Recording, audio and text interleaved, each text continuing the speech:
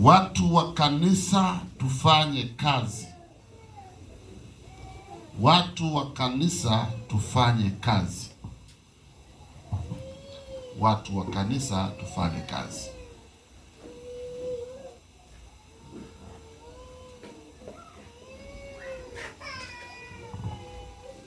Watu wa kanisa yatupasa tufanye kazi kwa sababu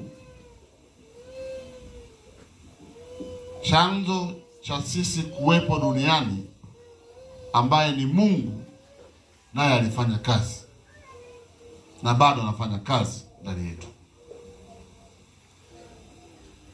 Kumekuwa na kauzembe moja, kumekuwa na nguvu inayozuia watu wasifanye kazi au wakifanya kazi wasipate matunda ya kazi. Sasa leo tunakwenda kushughulika na hilo. Kumekuwa na uzembe, watu wasifanye kazi, hiyo namba moja. Namba mbili, watu wanafanya kazi lakini hawapati matunda ya kazi. Maana yake kunakuwa na nguvu inayozuia wao wasipate nini? Kazi. Maana yake unasikia unaomba kwamba mimi nimefanya huyu asipate kazi, ayo masikini. Hamna umndani. Umndani hamna. Umndani hakuna. Umndani hakuna. Watu wa kanisa tufanye kazi.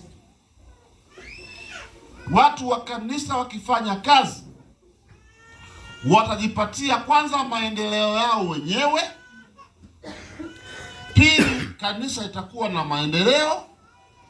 Tatu, taifa kwa ujumla itakuwa na maendeleo. Bwana Yesu apewe sifa. Naeleweka nzuri?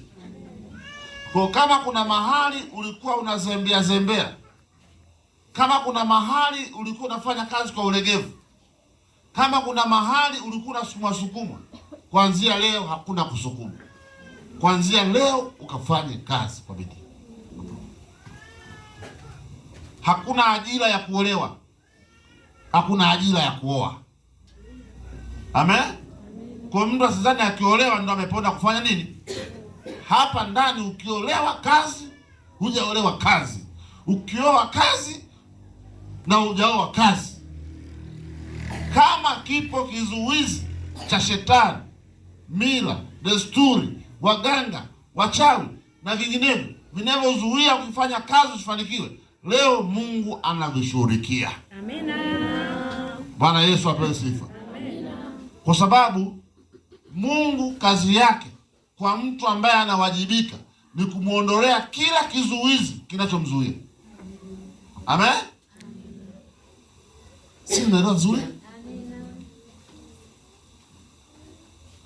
Ifahamike, hakuna namna ya kupata mafanikio kama watu wa kanisa hawatofanya kazi kwa bidii na kwa malengo.